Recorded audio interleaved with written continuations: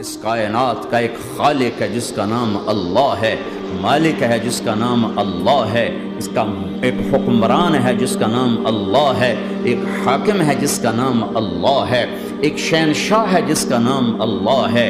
ایک زبردست طاقت ہے جس کا نام اللہ ہے۔ مشرق پر بھی اللہ ہے اور مغرب پر بھی اللہ ہے اور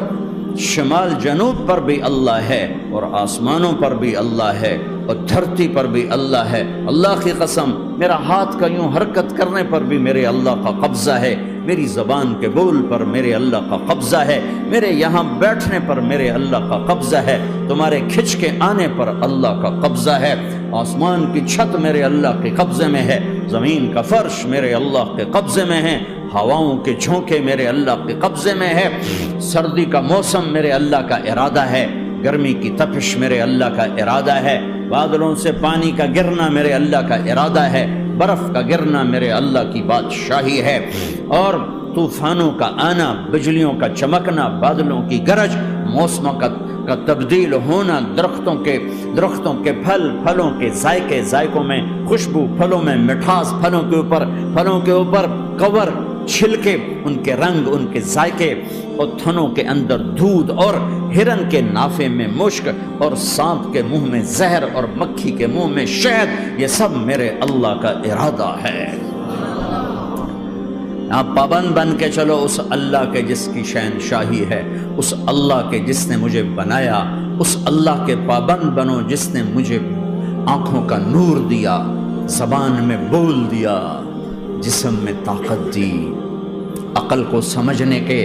اوصاف دیے۔ اس اللہ کے پابند بن کے چلو جس نے قرآن کو اتارا، جس نے دھرتی کو بچھایا، جس نے آسمان کو اٹھایا، جو موت دینے والا ہے، جو موت کے بعد اٹھانے والا ہے، اس اللہ کے پابند بن کے چلو، اس اللہ کے سامنے جھکو جو قبروں کو پھاڑ کر مجھے پھر کھڑا کرنے والا ہے، اس اللہ کے سامنے جھکو جو ساری آدم کی مردہ نسل کو دوبارہ زندہ کرنے والا ہے، اس اللہ کے سامنے جھکو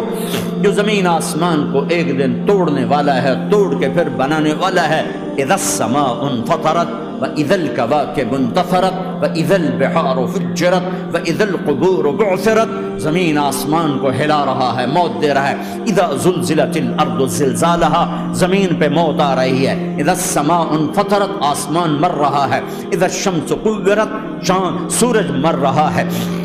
وَإِذَا الْجِبَالُ سُيِّرَتْ، یہ پہاڑوں کی موت ہے۔ عرش، فرش، لوح، قلم، کرسی، ہر شے کو فنا کے گھاٹ اتارنے والا اور خود ہمیشہ باقی رہنے والا، دائم رہنے والا، قائم رہنے والا، اپنی ذات میں قائم، اپنی ذات میں دائم، موت سے پاک، تھکن سے پاک، نیند سے پاک، اونگ سے پاک، ظلم سے پاک، ذوق سے پاک، خزانوں کا مالک، عزت کا مالک، قوت کا مالک، شہنشاہی کا مالک، کبریائی کا مالک، ہیمنت کا مالک، جبروت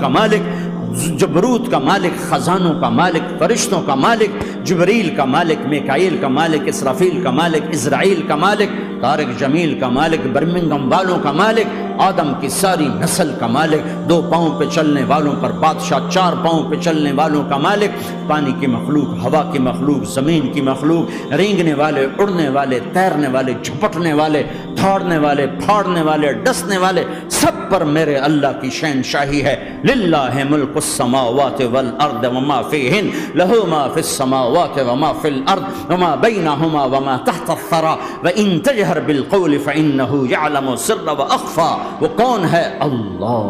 اللہ۔